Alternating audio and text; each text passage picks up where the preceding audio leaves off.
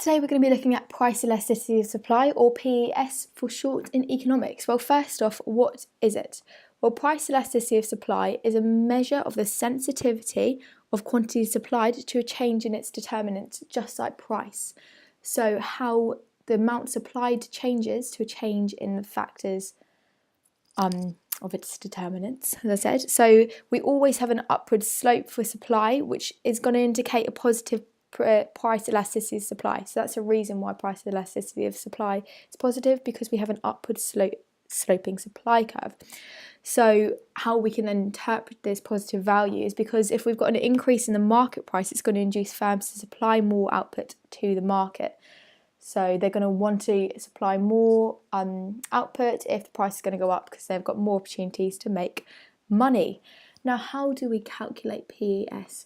Well, it's just a percentage change in quantity supplied divided by percentage change in price.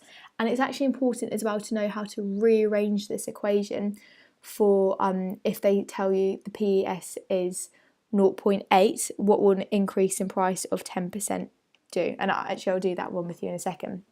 But first off, what do the outcomes mean? So if your value is greater than 1, it means it's relatively elastic. So it means that firms will be able to alter their supply relatively quickly and equally to a change in price. But if it's between 0 to 1, it means it's relatively inelastic. So firms aren't able to change the amount that they supplied as much as the change in the price. And if it's 1, it's just unitary elastic, so it's just going to be pretty equal. So, right, the example I said is, let's let our PES equal 0.8.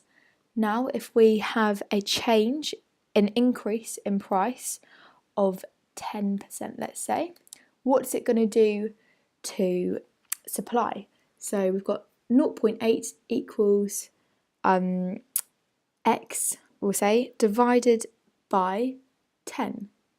So what we're going to do is do 10% times 0.8, which is going to give us a supply, we'll just put S, of 8%, because 0.8 times 10 is 8, which is why our supply is therefore 8. And then looking at the influencing factors of price elasticity of supply, well, the value of PES will depend on how able and willing firms are able to respond to a change in price. So for example, if they're running below full capacity, it means that they can quickly respond to a change in price, because then they're not using all their goods or services that they've got, so they've got loads more that they can quickly supply out to the market.